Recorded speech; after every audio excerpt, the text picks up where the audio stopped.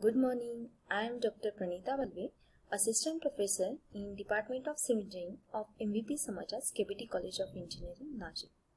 In previous sessions, we have studied the different properties of the fluid, its unit system, and its application into the field. Today's session, we see the remaining properties of the fluid in details. Let us start with the kinematic viscosity. It is one of the property of the fluid. We can define it as ratio between dynamic viscosity and density of the fluid. It is denoted by Greek symbol nu, nu. Mathematically, we can express this kinematic viscosity as dynamic viscosity upon density, that is mu upon rho. In SI system, we can obtain the unit for the kinematic viscosity by resolving the units of this dynamic viscosity and density.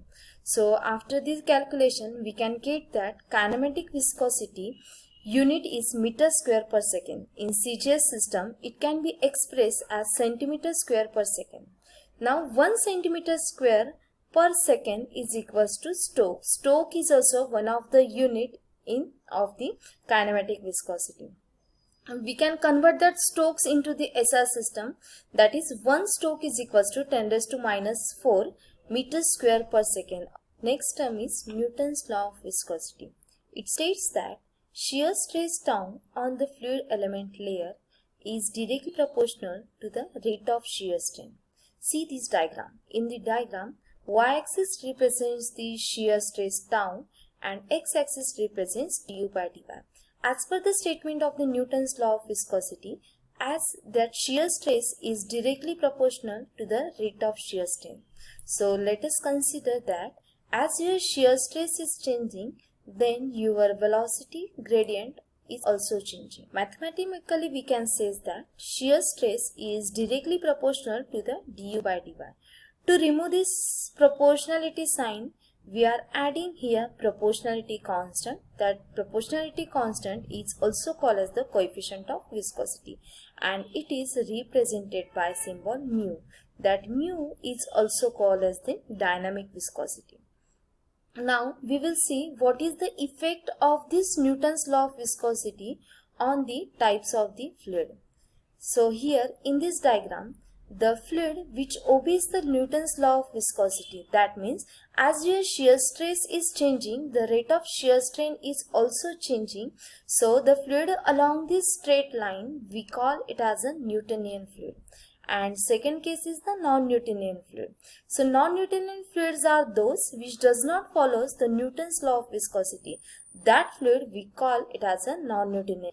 Variation of viscosity with temperature. Here we are considering the fluid into the two states separately, liquids and into the gases, because it have viscosity of the liquid and gases have the different effect with changing temperature. The viscosity of the liquid decreases with increasing temperature, while viscosity of the gases increases with increasing temperature. The reason of change in viscosity of the fluids with change in temperature is that cohesive forces and the molecular momentum transfer. In liquids, that cohesive forces are more when the liquids are bonded together. Now with increasing temperature, the molecular momentum transfers and cohesive forces between the liquid decreases, and therefore that molecules of the liquids get separated from each other with increasing temperature. And therefore here with increasing temperature of the liquid, the viscosity of the gases decreases. In case of the gases, cohesive forces are small and molecular momentum transfer predominates, and therefore with increasing temperature molecular momentum transfer increases, and therefore viscosity of the fluids increases. Based upon the Newton's law of viscosity, we can classify the type of the fluid as Newtonian fluid and the non-Newtonian fluid. See the diagram. In the diagram, y-axis represents the shear stress and x-axis represents the velocity gradient du by dy. Now the fluid which obeys the Newton's law of viscosity, that can be shown by the straight line with the passing from origin, which makes an angle of 45 degree with the x-axis, and that fluid we can call it as a Newtonian fluid. The other fluid which does not obey the Newton's law of viscosity, that can be called it as a non-Newtonian fluid. Now we will see in one by one how we can classify the different types of the fluid. First fluid is the ideal fluid. Ideal fluid is nothing but it is an imaginary fluid. Not such a fluid is available into the nature. See in the diagram, the fluid which does not have any shear stress, it does not have any viscosity, that fluid can be classified as the ideal fluid, and it is shown on the x-axis here. The fluid which is incompressible and which have no viscosity is known as an ideal fluid. It is an imaginary fluid. All the fluids are having some viscosity. Second fluid is nothing but the real fluid. Real fluids is exactly opposite to the ideal fluid because it possesses some viscosity and it is a compressible to some extent. The fluid which possessing the viscosity, surface tension and compressibility are called as a real fluid. All the natural fluids are the real fluids. Next terms is the Newtonian fluid.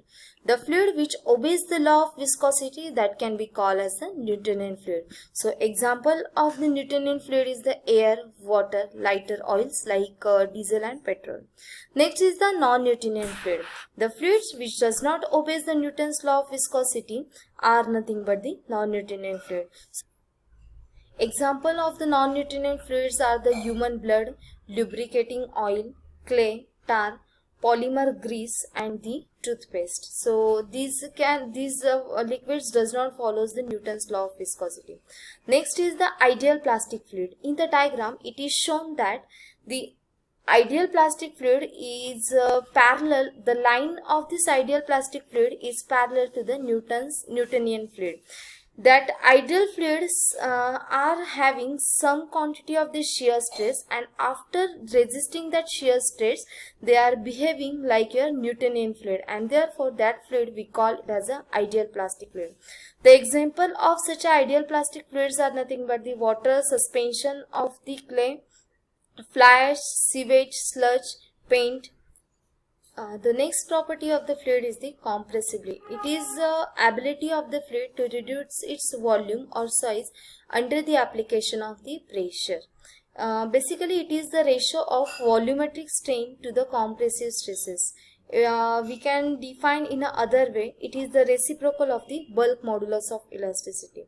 Bulk modulus of elasticity is defined as the ratio of increasing pressure to the volumetric strain.